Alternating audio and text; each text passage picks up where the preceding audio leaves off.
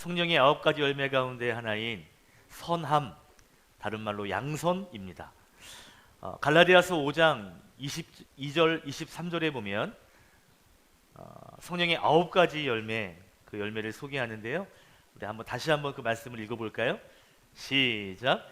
그러나 성령의 열매는 사랑과 기쁨과 화평과 인내와 친절과 선함과 신실과 온유와 절제입니다. 이런 것들을 막을 법이 없습니다. 오늘 6번째, 선함, 양선이라는 제목으로 하나님의 말씀 전하겠습니다. 교회에서 또 기독교에서 선을 행하라 라는 이야기를 많이 듣습니다. 또 가르칩니다. 그런데 기독교만 그럴까요? 아니죠. 세상의 모든 종교가 다 선을 행하라 이야기합니다. 불교, 이슬람교, 유교, 힌두교, 모든 종교는 착하게 살 것을, 그리고 선을 행할 것을 교훈으로 삼습니다. 뿐만 아니라 이 땅의 모든 나라에 있는 도덕과 윤리도 선을 강조하죠. 그죠? 악을 강조하는 나라는 없어요. 도덕적으로나 윤리적으로 선을 강조합니다. 신을 인정하지 않는 무신론자들에게도 그들이 아이를 양육할 때 보면 선을 강조하며 키우죠. 그러니까 종교적이든 사회적이든 선을 강조합니다. 그래서 대부분 우리가 아이들에게 들려주는 동화책을 보면 대부분 주제가 있는데 뭔지 아세요? 권선, 징악, 선을 권장하고 악을 징계하는 이러한 주제를 동화에 담고 있죠. 무엇을 말하는 걸까요? 선을 가르치고 싶은 거예요. 선을 강조하고 싶은 거예요. 마치 우리나라 동화의 흥부와 놀부처럼 살지 말고 흥부처럼 착하게 살아라, 이런 이야기를 세상은 이야기하고 또 우리 교회도 이야기합니다. 중요한 건 모두가 다 선을 강조하지만 기독교의 선은 세상 다른 종교 또 세상의 윤리 도덕과는 조금 다른 점이 있습니다. 결정적인 차이점이 뭘까요? 선한 것, 착한 것을 강조하는 건 비슷한데, 그런데 그 최고의 강조점이 있는데 그것이 뭐냐면 기독교 또 교회가 강조하는 선은요, 하나님의 성품까지 닮아가는 것이고 더 나아가서 죄와 멀어지는 선까지 나아가는 것입니다. 그냥 착한 일을 하는 수준이 아니라 하나님의 성품, 다시 말하면 죄와는 멀어지는 삶의 자리, 그 자리에 도달하는, 하나님이 기뻐하시는 그 자리에 나아가는 선, 그것이 교회가 강조하는 선이라는 것이죠.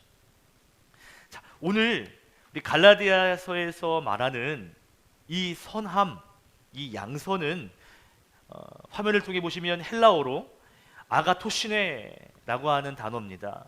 근데 원래 이 어원은 아가토스라고 하는 단어에서 왔는데요, 이 선한이란 뜻이기도 하고요, 그리고 이 아가토시네라는 말은 선한 성품 그리고 선한 행동을 말하는 단어예요. 이 단어가, 이 헬라어가 성경 여러 곳에 쓰여졌는데 이 아가토시네가 어떻게 많이 사용되냐면 이 사람들, 인간의 선한 행동들, 착한 일을 해라, 선한 일을 해라 라고 쓰여질 때 이 아가토시네라고 하는 단어가 사용되어지고 있습니다. 중요한 건 계속 지금 우리가 9가지 성령의 열매를 계속 우리가 보면서 강조하는 것이, 이 성령의 열매가 모두 다 하나님의 성품으로부터 출발하고 있다는 거죠. 사랑, 기쁨, 화평, 모두가 다 하나님의 성품에서 출발되고 있다는 거예요. 이 선함이라는 것도 하나님의 성품, 이 선하신 성품이 있는 것입니다. 성경에는 이 하나님이 선하시다라고 하는 이 이야기가 굉장히 많이 나오거든요. 특별히 가장 많이 하나님의 선하심을 고백하는 성경이 시편이에요. 시편. 제가 107편만 한번 가져왔습니다. 같이 한번 읽어볼게요. 시작. 주님께 감사드려라. 그는 선하시며 그의 인자하심이 영원하다. 그는 선하시며. 근데 의외로 나훔서에서도 이 하나님의 선하심을 이야기합니다. 한 절만 더 읽어볼까요? 나훔서 1장 7절입니다. 시작. 주님은 선하심으로 환난을 당할 때 피할 피난처가 되신다. 주님께 피하는 사람은 주님께서 보살펴 주시지만 주님께 가지 않으면 보살필 수 없다. 뭐 이런 이야기 뒤에 나오겠죠. 중요한 건 주님은 선하시다, 하나님은 선하시다라는 것입니다. 기억하셔야 돼요. 하나님의 성품, 선하심이 있습니다. 근데 여러분, 이 우리가 지금 읽은 이 구약 성경에서 선하시다라고 하는 단어요. 이 단어는 토브라고 하는 단어예요. 토브. 좋다, 선하다라는 뜻입니다. 그래서 이 토브라는 단어가 이제 헬라어로 번역이 되어질 때 오늘 우리가 읽은 이 선함이라는 아가토시네라고도 번역이 되고요. 또 한편으로는 지난주에 배웠던 크레스토테스라고 하는 친절이라는 단어로도 번역이 되더라는 것입니다. 하나님의 선함, 이 선함 토브라는 단어가 우리에게 쓰여질 때는 선함이라고 쓸 수 있지만 또는 친절, 자비라고도 번역이 가능하더라라는 것이죠. 자, 그런데 중요한 건 우리가 선함을 행해야 되잖아요. 하나님이 선하시고 우리가 하나님의 자녀이기 때문에. 그런데 우리가 살고 있는 이 시대는 어떨까? 선함을 방해하는 요소가 너무 많다는 거죠.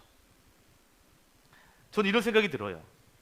하나님의 이 선하심을 우리가 닮아서 그 선을 행해야 되는데 그 선함을 변질시키고 이렇게 찌그러뜨리는 세상의 문화가 있다는 거죠. 여러분, 주보에 한번 적어보세요. 오늘의 문화는 이렇게 적어보십시오. 선과 악에 대한 불감증을 가진 문화. 선과 악의 불감증을 가진 문화라는 거예요. 그런 문화에서 우리가 어떻게 이런 선함의 열매를 맺어야 하는가? 다른 말로 말하면 선함, 이 선함을 평준화시켜버리는 거예요. 자, 설명 들어볼게요. 저 좀 보세요. 자, 우리의 문화가 선과 악에 불감하게 되고 제대로 이게 선이야, 이게 악이야에 대하여 모호해진 세상을 살고 있다는 거죠. 그러다 보니까 선함이 평준화되어 버린 거예요. 마치 이런 겁니다. 요즘에 흥행하는 영화, 특별히 헐리우드 영화, 여러분 좋아하시는 어벤져스, 슈퍼맨, 배트맨, 이런 영웅들이요. 그들이 보여주는 선이 뭔지 아세요? 악인을 무찌르는데 무찌르는 방법이 악인과 똑같은 방법으로 악인을 때리고 부시고 그러한 방법으로 악을 무찌르는 선, 그 정도를 선을 행하는 사람으로 표현합니다. 마치 의인과 영웅과 악인을 비교할 때, 그럴 때 선한 성품은 전혀 상관이 없는, 그냥 악인을 무찌르면 그게 선이야 라는 정도의 수준이라는 것이죠.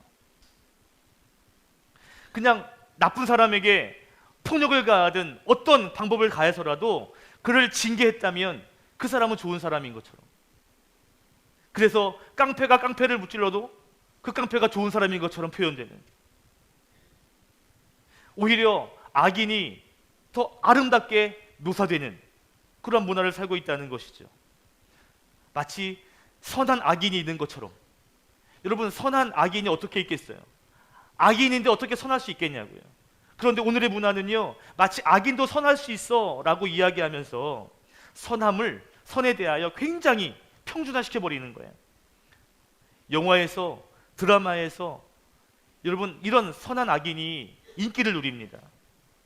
얼마 전까지 한국 사회에는요, 나쁜 남자 신드롬이 대단했어요. 나쁜 남자, 예의가 없고 때로는 건방지고 성격 칼칼하고 거칠어도 능력만 있다면 그런 남자도 매력이 있지, 그런 남자도 괜찮지, 이런 여자들의 취향들을 더 부추겼습니다. 그렇지 않아요? 악이, 선이 모호해져 버리는 그런 문화. 어떤 영화를 보니까 주인공이 악마고요, 나쁜 놈이 천사더라고요. 그렇게 뭔가 뒤틀어진 어떤 그런 구조를 가져야 사람들이 이렇게 즐거워하는, 뭔가 좀 내 생각과 벗어난 어떤 그런 것들을 주면 즐거워하는 그런데 선과 악도 바꿔서 사용할 때 전혀 이상하지 않은 그런 문화를 살고 있는 거예요. 요즘에 아이들이 학교에서요, 너무 착하게 되는 걸 꺼려한다 그래요. 왜 그럴까요? 왜 그럴까? 친구들이 착한 것에 대한 비웃음을 가지기 때문이라고 합니다. 오늘의 문화가 어떤지 아세요? 남들보다 착하면, 남들보다 선하면 어리석고 모자란 것처럼 그렇게 바라보는 풍조까지 이 사회가 조장하고 있는 것처럼 보인다는 거죠. 이런 겁니다. 절대적 선을요, 마치 악의 부재가 선인 것처럼, 악이 없는 상태, 악하지 않은 정도가 마치 선인 것처럼 보여지는, 그리고 그것이 선하다라고 여겨지는 문화가 되었습니다. 많은 사람들에게 선은요, 악하지 않은 정도가 선이라고 여기는 거예요. 그런 문화에 살다 보니까 하나님의 선을 행하는 게 얼마나 어려운지, 그런 선을 행하면 바보처럼 보이고 미련하다고 보이는 그런 문화에서 우리는 선을 행해야 되는 게 쉽지 않은 거죠. 오늘 본문은요, 예수님께서 비유로 소개하는 이 사마리아인의 비유인데요, 이 비유 속에서 우리가 어떻게 선을 행하며 살아야 할지를 좋은 본이 되는 말씀이라고 할 수 있습니다. 자, 본문을 좀 들여다볼까요? 자, 오늘 본문은 우리가 아는 것처럼 선한 사마리아인의 비유라고 알려진 본문이죠. 한 남자가 예루살렘에서 여리고로 내려가는 길에 강도를 만났어요. 아마도 예루살렘 성전에서 예배를 드리고 돌아가는 걸음이 아니었을까, 그러다가 봉변을 당한 것이 아닐까라고 추측을 할 수 있겠습니다. 그런데 강도를 만났는데요, 중요한 건 모든 걸 다 빼앗겨요. 옷까지 빼앗기고 두들겨 맞았습니다. 얼마나 심하게 맞았냐면 거의 죽을 지경까지 된 거예요. 그때 세 명의 사람이 그 사람 곁을 지나가죠. 첫 번째는 누구예요? 제사장. 두 번째는 레위인. 이 두 사람은 그냥 지나칩니다. 그런데 세 번째 누구요? 사마리아인은 달랐죠. 선함을 베풀었습니다. 이 이야기의 결말, 예수님께서 37절에 너도 이와 같이 하라, 다시 말하면 사마리아인처럼 선함으로 살라 라는 교훈을 남기고 있어요. 자, 참 재미있는 건요, 우리에게 이 본문이 선한 사마리아인이라고 알려졌는데, 그런데 성경 어느 구석에도 이 사마리아인이 선하다라는 단어가 한 구절도 없습니다. 그냥 예수님은 사마리아인일 뿐이다 라고 말해요. 그리고 재밌는 건 이 강도를 당한 거반 죽게 된 이 사람이 어떠한 사람인지 성경에서는 뭐 제사장도 이야기하고 레위인도 사마리아인도 이야기하는데, 이 사람이 어떤 사람인지에 대하여서는 구체적으로 말하고 있지 않습니다. 그러니까 어떤 사람이 어떤 사람에게 선을 베푸는가에 대한 관심보다 오늘 이 비유에는 이야기의 핵심은 어떻게 선함을, 어떻게 사랑을 실천할 수 있는가에 대한 이야기를 하시는 것 같아요.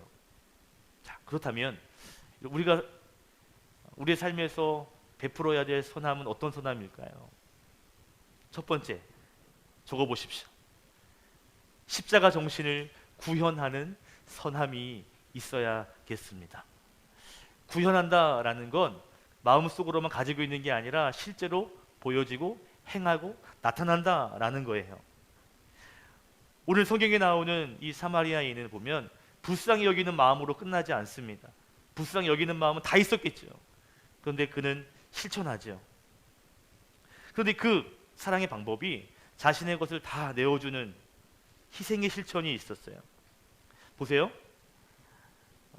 악하지 않은 수준, 악함이 없는 수준의 선함이 아닌 하나님의 헤세드와 예수님의 십자가가 나의 이웃들에게 실천되고 그리고 구현되어지는, 실제가 되는 그러한 사역이, 그러한 선함이 우리에게 필요하다라는 것입니다. 자, 보세요. 오늘 사마리아 사람이 어떻게 선함을 실천하고 구현하는지 34절에 보니까 자기가 가지고 있는 올리브 기름 그리고 포도주를 상처에 부어서 싸매줍니다. 자기가 타고 가던 짐승, 아마도 나귀였을 것 같은데요, 나귀에서 내리고 거기에 그 사람을 태워주고 여관까지 가죠. 여관에 가서 밤새 그를 돌보아 병간호합니다. 35절에 보면 그 다음날 2데나리온을 지불하면서 주인에게 돌보아 주라고 부탁을 해요. 당시에 이런 여관에서 하루를 묵을 수 있는 비용이 10분의 1 데나리온이었다고 그래요. 그러니까 2데나리온이라면 며칠치일까요? 20일치 정도가 된다고 합니다. 20일치의 방값을 지불하고 그는 또 돌아오면서 추가 비용이 발생된다면 제가 또 그거 드리겠습니다 라고 이야기합니다. 하루 숙박을 4만 원 잡으면 지금으로 한 80만 원? 5만 원 잡으면 100만 원 정도의 비용을 아낌없이 주었던 거죠. 그러니까 사마리아 사람은 자기의 것을 아끼지 않고 다 내어주고 있습니다. 근데 더 중요한 건 뭐냐면 30절에 그 강도를 만난 사람이 거반 시체의 지경이었다는 것이죠. 이게 가장 중요한 거예요. 강도를 만난 이 사람 매를 맞아 거반 죽게 되었는데 누가 봐도 시체가 아닐까 싶은 정도예요. 31절에 제사장이 그를 보았습니다. 그런데 그를 피하여 지나가죠. 32절에 레위 사람도 그를 보았지만 지나칩니다. 사마리아 사람은 33절에 불쌍히 여기는 마음이 있었어요. 우리는 이 이야기를 알기 때문에 선한 사마리아인, 그래 선한 사마리아인, 사마리아인은 선해. 반대 이렇게 하지 않은 레위인, 제사장은 좀 악해, 선하지 않아. 이런 구조를 가지고 보죠. 그런데 이 제사장과 레위인이 행했던 이 태도는 어떻게 보면 율법이라는 근거를 두고 보면 악한 행동이 아니에요. 왜요? 시체를 만지면 어떻게 되니까? 부정해지니까. 부정해지면 어떻게 되니까? 하나님 예배할 수 없으니까요. 제사장의 직무를 감당할 수 없으니까요. 레위인이 제사를 돕는 사람들인데 자기가 부정해지면 그러면 그 일을 할 수 없거든요. 그러니까 율법적으로 볼 때 자기의 사역을 위해서는 어쩔 수 없이 만질 수 없이 피해야만 하는 그러한 상황이었어요. 어떻게 보면 책 잡힐 일은 아니에요. 그러나 책 잡히지는 않았어요. 부정해지진 않았어요. 그러나 사마리아인처럼 선함을 베풀지도 못했습니다. 여러분, 하나님이 우리에게 요구하시는 선한 사역들이 뭘까요? 하나님을 예배하기 위해, 나만 예배하기 위해, 다른 사람의 죽음과 아픔을 상관하지 않고 내 주어진 업무만 잘하기 위해 나아가는 그러한 사랑을 원하실까? 예수님이 보여주신 십자가 정신이 내가 왕이 되기 위해, 내가 하나님의 아들인 것을 자랑하기 위해 그 자리에 십자가를 지신 건가요? 가장 큰 목적이 뭐죠? 십자가 정신의 가장 핵심이 뭐예요? 그 사람을 살리기 위한 거예요. 우리의 선함이 나를 위한 선함, 내가 정해놓은 그 틀 안에서의 선함이 아니라는 것입니다. 우리가 추구해야 되는 선함, 부정해지지 않기 위한 그 안에서의 선함이 아니에요. 뭔가 내 일을 하기 위해서 정해놓은 그런 선함이 아니에요. 예수님이 우리에게 보여주신 그 선함, 하나님의 에세드가 담긴 그 선함이요, 자기의 것을 희생하고 아낌없이 내어주어서 그 영혼을 살리기 위하여 온 힘을 다하는 그 선함이 오늘 시대에 저와 여러분에게 필요한 줄로 믿습니다. 여러분, 선함 가운데 이 십자가가 구현되기를 바랍니다. 사람을 살리는 놀라운 선의 모습이 있기를 축복합니다. 아멘. 십자가가 구현되는 선함. 두 번째는요, 이거예요. 좀 어려운 말인데 종말론적 선함이에요. 좀 어렵죠? 자, 보세요. 기독교에서 말하는 선함은 아까 전에 세상의 수준의 선함과는 다르다 그랬어요. 그죠? 기독교의 선함은 세상의 윤리와 도덕을 뛰어넘습니다. 단순히 착한 일을 하는 선함이 아니에요. 우리의 선함은 영적이고요, 우리의 선함은 죄와 관련이 있고요, 하나님의 성품과 관련이 있습니다. 즉 종말론적인 선함이란 뭐냐? 이런 거예요. 쉽게 말하면 이 땅에 있는 삶의 문제가 아닌 다가올 부활과 그리고 주님이 오시는 그 재림과 그 천국을 품고 행하는 선함. 눈앞에 보이는 이 정도의 삶에 나타나는 이 땅에서의 받을 복을 생각하며 행하는 그 정도 수준의 선함이 아닌 주님 만나게 되어질 때 칭찬받고 인정받을 수 있는 그날을 고대하며 행하는 선함, 그 선함을 말하는 거예요. 자, 보세요. 오늘 제사장과 레위인이 그 죽어가는 사람을 살리지 못한, 선을 행하지 못한 이유가 있습니다. 아까 말씀드린 것처럼 자기의 사역에 지장이 되기 때문이에요. 그죠? 부정해지면 안 되기 때문입니다. 그들의 태도가 납득이 안 되는 건 아니에요. 그러나 문제는 뭐냐면 내 사역, 내 눈앞에 있는 이러한 현실에 안주해버리면, 그것의 기준에 묶여버리면 더 큰 선함의 자리로 나갈 수 없다는 것이죠. 이해가 되세요? 눈앞의 사역 때문에, 눈앞에 보이는 어떤 문제 때문에 내가 이 정도 선을 행해야지라는 기준이 정해져 버리면, 그러면 우리는요 제사장과 레위인처럼 그 선함의 수준이 작아질 수밖에 없어요. 부정해지지 않기 위한 선함 정도, 그냥 욕먹지 않기 위한, 내 사역을 감당하기 위한 정도 수준의 선함밖에는 못 이룬다고요. 우리가 추구해야 할 것은요, 눈앞에 펼쳐진 사역을 뛰어넘어 결국 최종 주님 만났을 때, 그때 네가 그 상황에서 그런 선함을 했지, 그래 내가 너 안다 라고 마지막 때 그 부활과 천국을 품고 행하는 선함의 자리까지 나아가야 할 줄로 믿습니다. 시선이 최후까지 가야 되는 거죠. 저 멀리를 봐야 된다는 거예요. 자, 여러분, 예수님이 오늘 비유를 통해 말씀하시는데요, 아주 의도적으로 제사장과 레위인이라고 하는 거룩파 그리고 사마리아인을 비교하고 있습니다. 여러분, 이 사마리아 사람을 이 사람과 비유의 대상으로 썼다는 것은요, 당시 예수님 주변에 있던 유대인들에게는 굉장히 충격적이고 굉장히 불쾌한 비유예요. 굉장히 거북한 비유예요. 왜냐하면 당시의 유대인들은 이 사마리아 사람을 구원의 대상으로 여기지 않았습니다. 그냥 지옥에 들어가는 땔감 정도.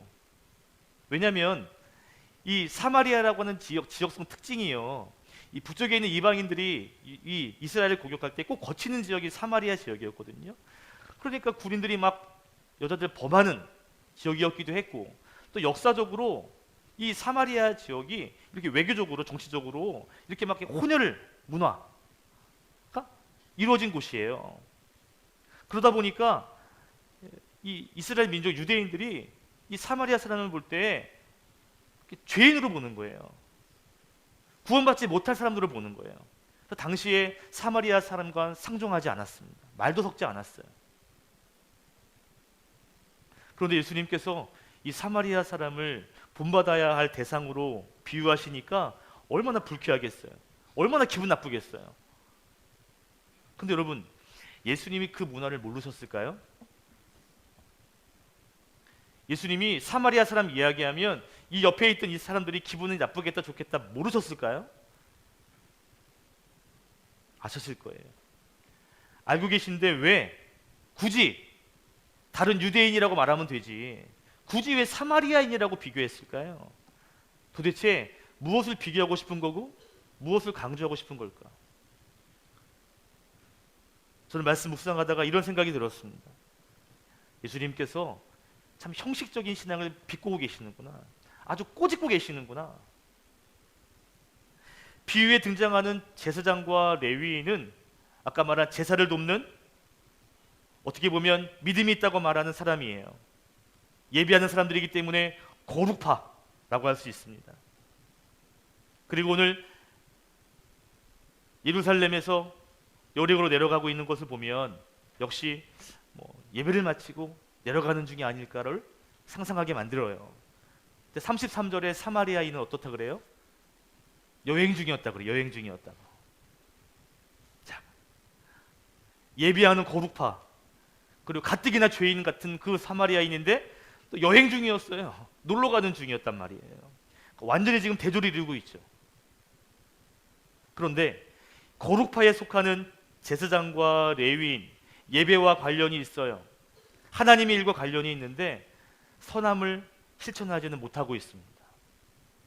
그런데 거룩과는 상관이 없어 보이는 사마리아 사람, 지금 그 사람을 만난 목적도 동기도 여행 중이온. 그런데 그는 선함을 행하고 있다는 것이죠. 그리고 오늘 이 비유를 듣는 사람이 누구냐면 25절에 율법 교사입니다. 이 율법 교사가 예수님 앞에 나와서 예수님을 시험하려고 질문했다라고 25절에 말하고 있습니다.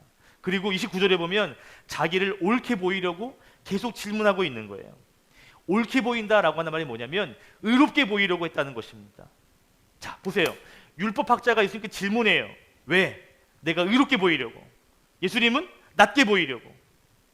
많은 사람들 앞에 내 의로움을 보이기 위해, 나의 잘남을 보이기 위해, 그걸 과시하기 위해 예수님께 질문합니다. 지금 율법학자는 지금의 현세에서 대우받기를 원했던 거예요. 지금의 삶에서 많은 사람들이 인정받기를 원했던 것이죠.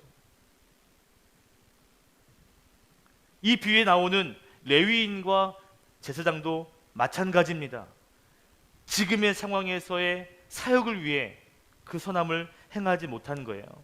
자, 율법학자, 이 비유를 듣는 율법학자, 그리고 그 율법학자를 꼬집고자 했던 그 제사장과 레위인의 공통점이 뭐냐면 현실에 안주하고 현실에서 의로움을 얻기 위한, 현실 속에서 자신의 의로움을 받기 위한 태도였다는 것입니다.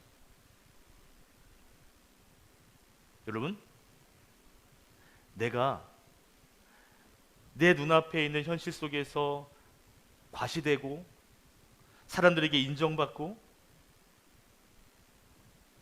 뭔가 사람들에게 보여주기 위한 그러한 눈앞에 있는 현실 속에 있는 그러한 기준으로 사역하게 되면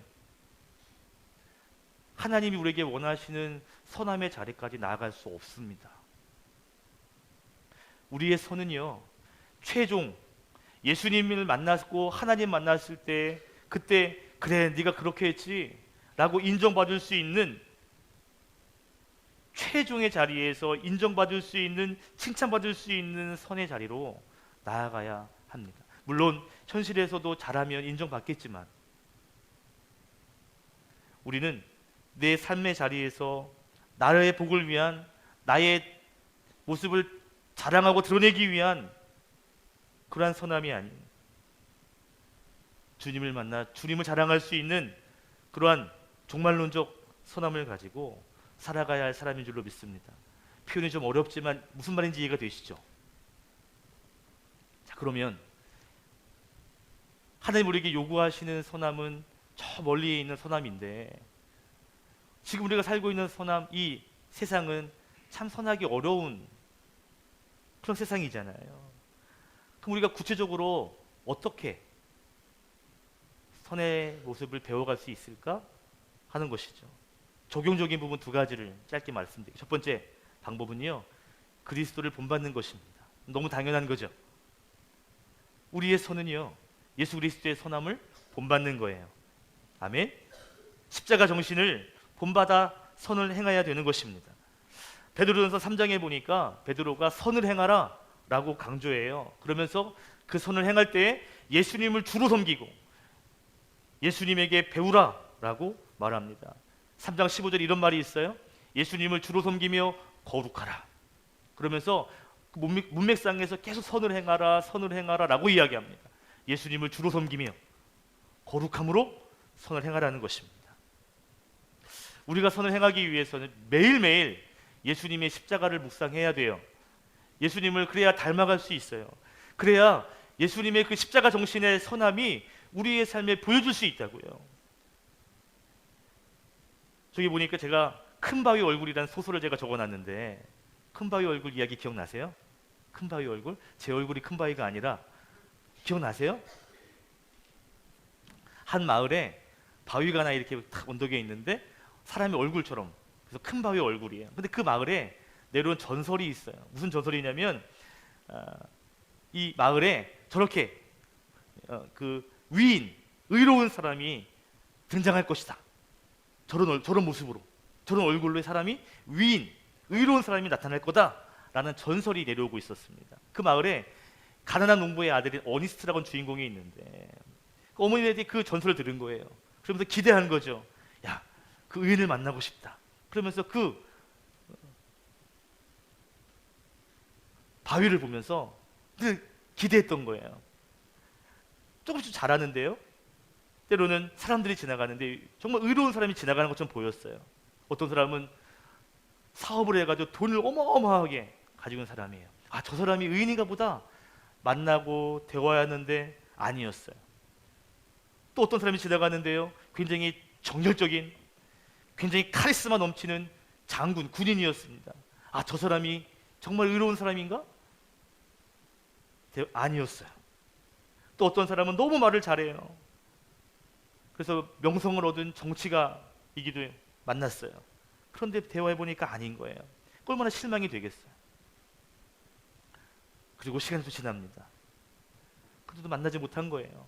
그러니까 이 어니스트는 매일매일 그 바위를 보면서 의인이 나타났으면 좋겠어, 의인을 만났으면 좋겠어, 빨리 왔으면 좋겠어 라고 늘 바람이 있었죠. 훌륭한 사람을 기다리며 그가 시간이 지났습니다. 나중에 그가 노인이 됐어요. 못 만난 거예요. 근데 어느 날 그 마을에 한 작가, 시인이 그 마을 지나가는데 보니까 이 어니스트라는 사람이 백발이 되어서 마을 사람들에게 하나님 말씀을 전하고 교훈을 전하고 있는 거예요. 근데 그 모습 보면서 이런 생각이 든 거죠. 아, 이 마을에 내려온 전설인 그 의인은 누구냐면 누구? 그 어니스트구나. 그래서 마을 사람들에게 그 사람이 바로 이 사람입니다 라고 이야기했다는 것이죠. 이 소설이 주는 교훈이 뭘까요? 본받고 싶은 사람 한 사람 마음에 품고 닮아가라는 거. 그 얼굴을 묵상하며 기다리며 또 따라하다 보면 내가 그러한 사람이 될 수 있다라는 교훈입니다. 여러분, 그렇다면 우리가 매일매일 묵상하고 본받아야 할 사람이 누굴까요? 나의 큰바위 얼굴은 누굴까요? 예수님이에요. 그 어떤 사람이 아닙니다. 가장 먼저는 예수님이어야 하는 거죠. 예수님을 바라보고 본받고 묵상할 때 우리는 그분의 십자가에 정신이 담긴 선함을 우리의 삶에서 실천할 수 있는 거예요. 토마스 아킨피스라고 하는 유명한 신학자가 그리스도를 본받아라는 책에 이런 말을 썼습니다. 굉장히 따끔한 말이거든요. 같이 한번 읽어볼게요. 시작. 예수 그리스도를 사랑하는 사람은 많지만 그리스도의 십자가를 지는 사람은 거의 없고 극히 적은 자만이 그의 쓴 잔을 마신다. 무슨 말이죠? 그리스도를 인정하고 그분을 알고 사랑하는 사람은 많아요. 그런데 그분이 함께 걸어갔던 그 십자가를 함께 지는 사람은 거의 없고 그분의 선함에 동참하는 자들은 더 일부일 뿐이다 라고 말하는 것이죠. 여러분, 그리스도를 본받아 그리스도의 십자가의 선함을 행하는, 구현하는 성도가 되시기를 예수님의 이름으로 축복합니다. 축복합니다. 두 번째 방법이 있어요.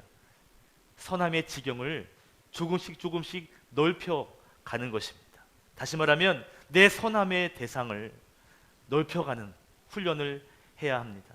내가 좋아하는 사람만, 그분에게만 선함을 대했던 내 선함의 크기를 확장시키는 거예요. 대상을 넓혀가는 거예요. 지경을 넓혀가는 것입니다. 갈라디아서 6장 9절과 10절 말씀 한번 같이 읽어볼게요. 시작. 선한 일을 하다가 낙심하지 맙시다. 지쳐서 넘어지지 아니하면 때가 이를 때에 거두게 될 것입니다. 그러므로 기회가 있는 동안에 모든 사람에게 선한 일을 합시다. 특히 믿음의 식구에게는 더욱 그렇게 합시다. 참 재밌는 표현. 선을 행합시다. 낙심하지 맙시다. 근데 모든 사람에게 해야 되는데 가장 먼저 누구에게 먼저 하라고요? 믿음의 식구. 원문에 보면 이 믿음의 식구는 믿음의 공동체를 의미합니다. 믿는 사람들, 나와 함께하는 사람들을 말해요. 그분들에게 더 먼저, 더 열심히 선을 행해야 된다는 거죠. 중요한 건 여러분, 내 가까이에 있는 사람들에게 실천하다 보면 결국 성경이 말하는 모든 사람에게 선을 실천할 수 있게 되는 것 같아요. 내게 가까운 내 울타리 안에 있는 믿음의 공동체에서 선을 온전히 행하다 보면 그 선함의 크기가 확장되고 지경이 넓어질 수 있습니다. 아무 관계없는 모든 사람들에게 쉽게 하는 게 아니잖아요. 그죠? 내 가까운 사람에게 먼저 하라는 이야기지만 그걸 통해서 우리는 지경을 넓힐 수 있는 거죠.